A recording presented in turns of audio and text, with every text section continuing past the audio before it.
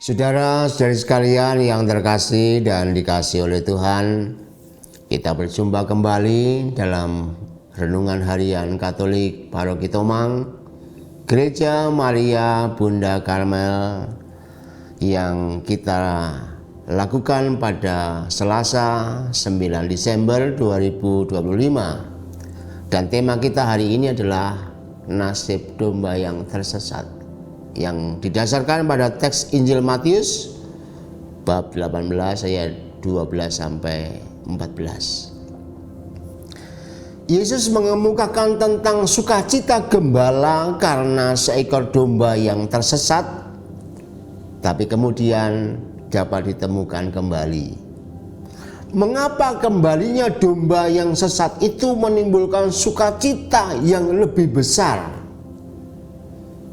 Mari kita renungkan pertanyaan ini dalam 3 poin berikut.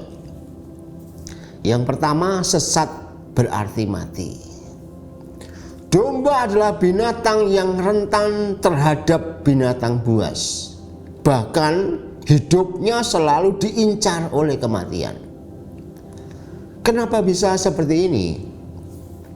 Domba itu realitasnya tergolong sebagai binatang pemalas. Hidupnya hanya makan dan minum. Saat lapar dia akan teriak-teriak. Begitu kenyang dia langsung tidur.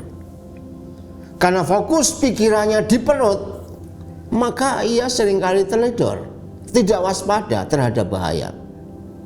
Ia bisa terpesona pada rumput yang hijau, lantas tahu-tahu tersesat, terpisah dari kawanan domba lain. Domba yang tersesat seperti ini pasti tidak akan selamat, karena kan tadi sudah diincar. Sangat kecil, bahkan mustahil bisa hidup. Jadi kalau domba tersesat mustahil hidup itu. Badannya yang gemuk akan susah bergerak, lamban untuk berlari bila diserbu oleh binatang buas. Oleh karena itu, suatu keberuntungan yang sangat besar ketika domba yang tersesat bisa ditemukan kembali. Ini artinya yang mustahil bisa nyata. Itu kan peristiwa keberuntungan yang luar biasa. Peristiwa ini bagikan domba yang telah mati tetapi bisa hidup kembali. Sebuah peristiwa yang langka saat domba yang tersesat itu ternyata masih bisa kembali, masih belum mati. Maka tidak heran kembalinya domba yang tersesat memberikan sukacita yang luar biasa besar, lebih dari sukacita yang biasa terjadi, karena ia telah mati tetapi ternyata hidup kembali. Sekarang mari kita melihat bagian yang kedua, gembala mencari domba. Menarik sekali perumpamaan Injil pada hari ini disebutkan gembala itu pergi mencari domba yang tersesat dengan meninggalkan yang 99 ekor. Sekali lagi perlu diingat, domba yang tersesat mustahil masih bisa hidup. Selain karena sudah diincar sebelumnya, tersesat itu berarti ya menuju kepada kematian.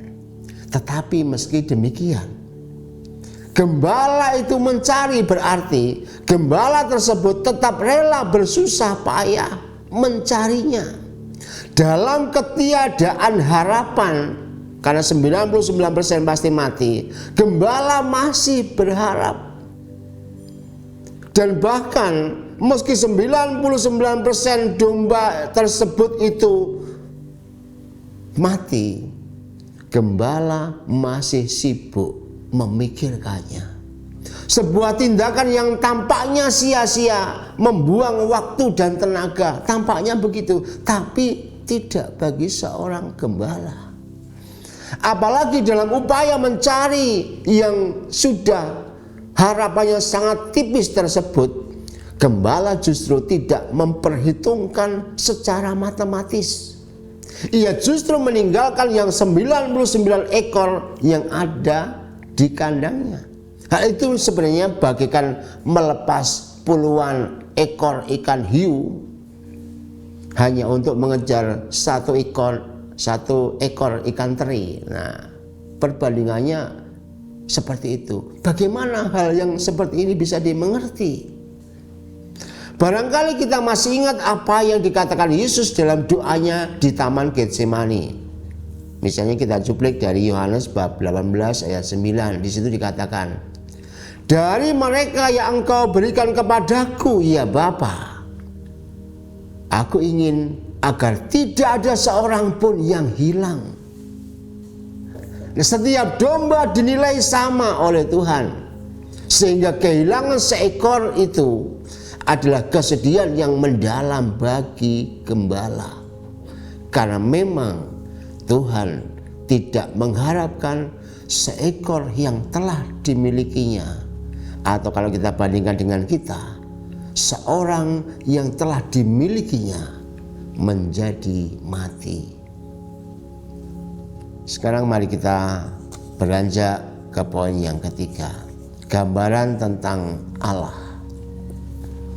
Gembala dan domba yang tersesat adalah realitas Allah dengan manusia yang berdosa. Manusia yang telah tersesat oleh dosa tidak mungkin bisa kembali. Ia bagai diincar serigala ganas, sudah diincar sebelumnya, yaitu setan. Maka begitu terjerat dosa, manusia diterkam setan dan masuk dalam kematian. Manusia tidak tertolong lagi sebenarnya, sebab upah dosa adalah maut, seperti dikatakan oleh Rasul Paulus. Ia tidak bisa kembali lagi kepada kawanan kerajaan Allah karena ia telah mati. Disinilah belas kasih dan cinta Allah tampak sangat jelas. Manusia yang tersesat, hilang dan bahkan mati masih terus dicari oleh Tuhan.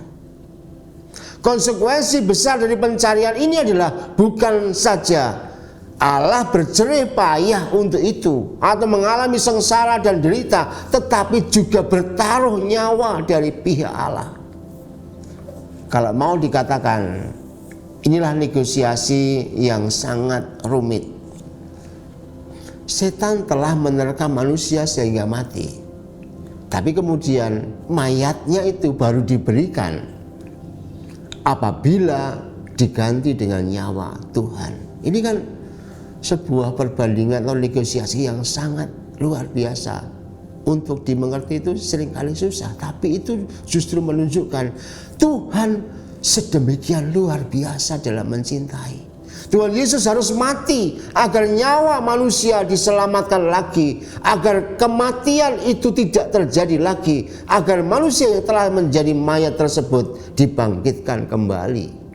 Kalau melihat ini, sebenarnya hati kita pada hari ini dengan membaca tentang perumpamaan gembala dan domba, kita mesti bergetar. Kita yang telah menjadi mayat, yang mati, yang hilang, yang seharusnya dikubur dan dibakar, tetapi Allah malah memberikan nyawanya sebagai tebusan bagi kita yang sudah tidak berharga. Kalau mau menebus yang berharga itu kan sudah biasa, tapi ini justru mau menebus mayat, mau menebus orang yang hilang, mau menebus kematian itu dengan kematiannya. Maka cerita gembala dan domba hari ini sedemikian melelehkan air mata kita oleh karena cinta Allah yang sungguh tidak terhingga kepada kita yang berdosa. Sehingga ketika kita membaca ini, mari kita memandang belas kasih dan cinta Allah yang sedemikian luar biasa terhadap kita yang seharusnya mati tetapi dibangkitkan kembali. Tuhan memberkati kita.